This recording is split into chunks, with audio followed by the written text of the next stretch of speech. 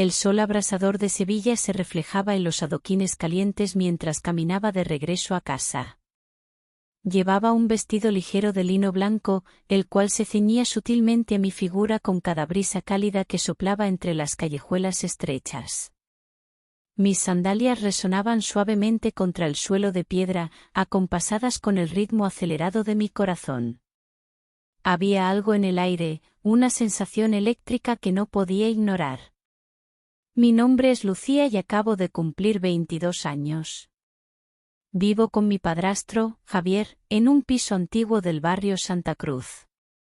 Desde que mi madre falleció hace 5 años, nuestra convivencia ha sido más de silencios compartidos que de conversaciones cálidas. Javier siempre ha sido un hombre reservado, de mirada intensa y modales firmes, pero con una gentileza oculta que solo descubrí con el paso de los años. Esa tarde, al llegar a casa, lo encontré en la cocina, preparando un café fuerte como era su costumbre. Su camisa azul estaba remangada, dejando a la vista sus antebrazos robustos, curtidos por los años de trabajo en restauración de muebles antiguos. Había algo en la manera en que se movía, en la concentración con la que vertía el líquido oscuro en la taza, que me hizo detenerme en la puerta sin atreverme a interrumpir. «Has llegado temprano», dijo sin voltear a verme, pero su voz grave resonó en mi pecho de una manera extraña.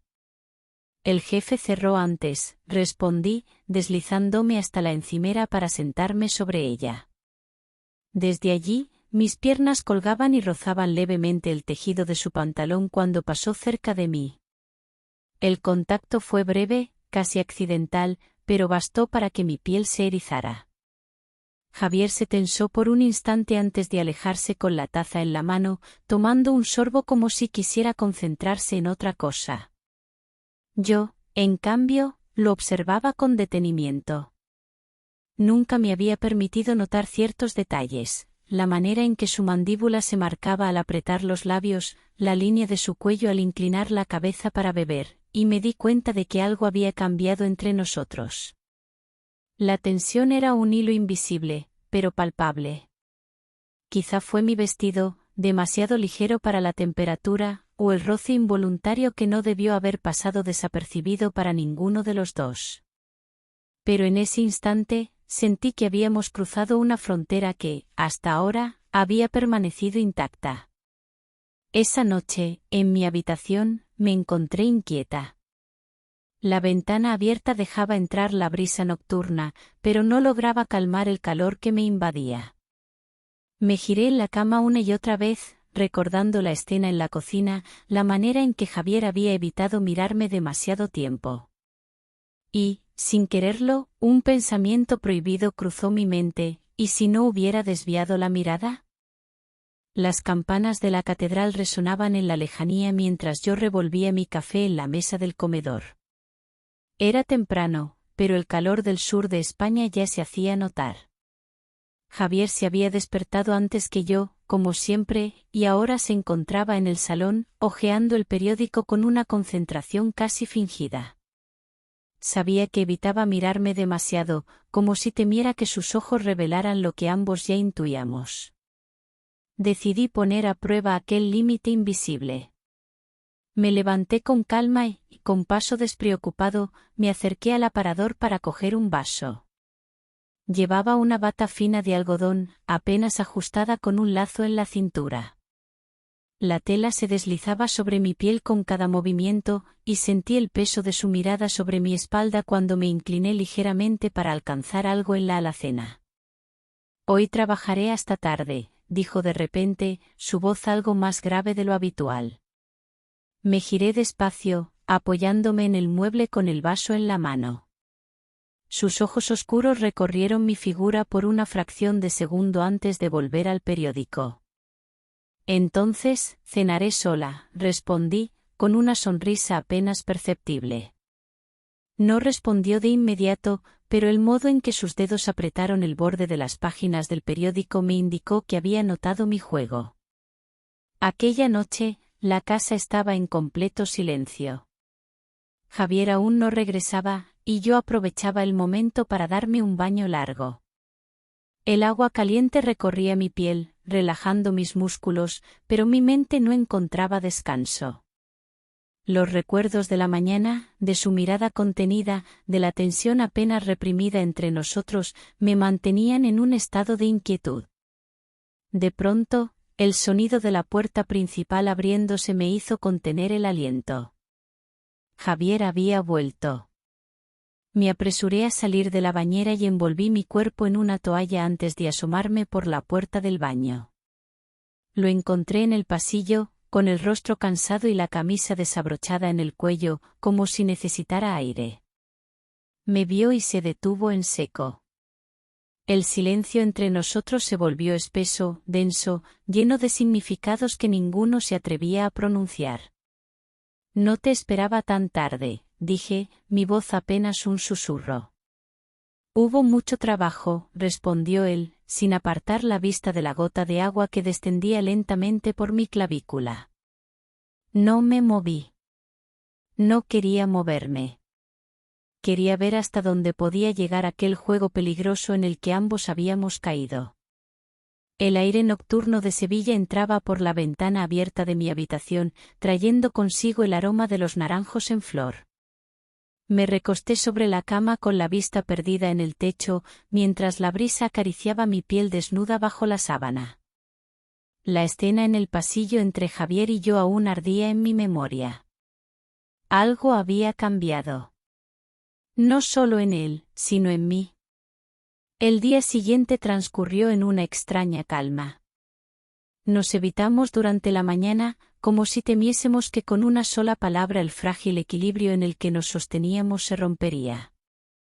Pero esa noche, todo volvió a tambalearse. Estaba en la cocina, preparando una copa de vino, cuando sentí su presencia detrás de mí. No lo había escuchado entrar, pero ahí estaba, tan cerca que podía percibir el calor de su cuerpo. ¿Tienes hambre? Pregunté con un tono casual, como si nada pasara, aunque mi mano temblaba levemente al sostener la botella. No mucho, respondió, y en su voz había una tensión apenas contenida. Me giré lentamente, sin dar un paso atrás. Nuestras miradas se encontraron y la habitación pareció encogerse. Javier era un hombre que siempre había tenido el control, pero en ese instante, parecía tan perdido como yo. Mi bata de seda se deslizó levemente de mi hombro, exponiendo la piel cálida que reaccionaba a su proximidad. Lucía, murmuró mi nombre con un tono grave, como si estuviera a punto de advertirme de algo. Pero yo no quería advertencias. Quería respuestas. ¿Qué es esto? Pregunté, sin apartar mis ojos de los suyos. Javier cerró los ojos por un instante, como si intentara encontrar la fuerza para alejarse. Pero cuando volvió a mirarme, ya no había dudas en su expresión. Sus dedos rozaron mi muñeca, un contacto ligero, casi tembloroso, pero suficiente para que la electricidad entre nosotros se encendiera como una llama que llevaba demasiado tiempo contenida. Esa noche, el juego llegó a un punto del que no había retorno. No hubo palabras. No hubo excusas. Solo el lenguaje de los cuerpos, de los suspiros entrecortados, de los labios que no debían buscarse y aún así lo hicieron. Cuando la madrugada nos encontró, el aire estaba impregnado de un silencio cargado de promesas. Me quedé despierta, observando su silueta en penumbras, preguntándome qué habíamos hecho, y qué vendría después. El amanecer bañaba la ciudad con tonos dorados cuando desperté. Por un instante, mi mente permaneció en una niebla tibia, aferrándose a la sensación del cuerpo de Javier junto al mío. Pero cuando abrí los ojos, la realidad me golpeó con fuerza, estaba sola. La sábana a mi lado aún conservaba el calor de su cuerpo, pero él ya no estaba allí. Me incorporé lentamente, sintiendo el peso de la noche anterior sobre mis hombros. La habitación estaba en silencio, demasiado silencio. Me puse una bata ligera y salí al pasillo, con el corazón martillando en mi pecho. La puerta de su habitación estaba entreabierta. Me acerqué con cautela y lo vi. Estaba sentado al borde de la cama, la cabeza hundida entre sus manos, los codos apoyados en sus rodillas. Javier, mi voz apenas fue un susurro. Él levantó la cabeza y sus ojos se encontraron con los míos. Eran los ojos de un hombre al borde del abismo, de alguien que acababa de cruzar un límite del que no sabía si podría volver. Esto no debió haber pasado, murmuró, su voz rasposa y llena de algo que no supe si era arrepentimiento o miedo. Me acerqué, sintiendo una punzada de angustia en el pecho. Mi instinto me decía que lo tocara, que lo consolara, pero algo en su postura me detuvo. Había una distancia invisible entre nosotros, una brecha que la noche pasada había abierto en lugar de cerrar. Pero pasó, respondí con firmeza. No quería que se convirtiera en un fantasma en nuestras vidas, en algo que negaríamos hasta convencernos de que nunca ocurrió. Javier se levantó de golpe, pasando una mano por su rostro.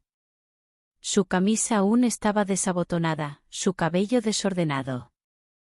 Había algo en su expresión que me dolió más de lo que esperaba. No sé cómo seguir con esto, Lucía. No sé qué significa para ti, pero para mí. Hizo una pausa, como si las palabras se le atragantaran en la garganta. Para mí también significa algo, interrumpí, sintiendo un nudo en el estómago. No finjas que no. Él me miró, su expresión oscilando entre la necesidad y la culpa. Sentí que una decisión se formaba en su mente, que estaba a punto de alejarse, de hacer lo que consideraba correcto aunque nos partiera a ambos en el proceso. Necesito tiempo, dijo finalmente. Sus palabras eran un muro, una barrera entre lo que queríamos y lo que creíamos que debíamos hacer. Lo vi marcharse, su sombra proyectándose sobre la pared del pasillo antes de desaparecer por la puerta principal. Me quedé allí, sola, sintiendo como el silencio de la casa se convertía en un eco ensordecedor de lo que habíamos hecho, y de lo que vendría después. Pasaron los días, pero la casa nunca volvió a sentirse como antes. Los silencios entre Javier y yo se hicieron insoportables, cada encuentro era una prueba de resistencia. Cuando nos cruzábamos en el pasillo, nuestras miradas apenas se sostenían un instante antes de apartarse, como si ambos temiésemos que el simple contacto visual pudiera incendiarlo todo de nuevo. Una noche, incapaz de soportar más esa incertidumbre, lo encontré en el taller, donde solía refugiarse entre sus herramientas y piezas de madera antigua. Estaba concentrado en pulir un mueble, la luz tenue resaltaba la tensión en su mandíbula, la manera en que sus manos firmes trabajaban con una precisión casi obsesiva. ¿Hasta cuándo vamos a fingir? Pregunté con suavidad, pero sin titubeos. Él se detuvo, dejando caer el trapo sobre la mesa. No me miró de inmediato, pero pude notar cómo sus hombros se tensaron, como si estuviera conteniendo una batalla dentro de sí mismo. Lucía, su voz se quebró ligeramente, no podemos seguir así. ¿Por qué? Me acerqué un paso más.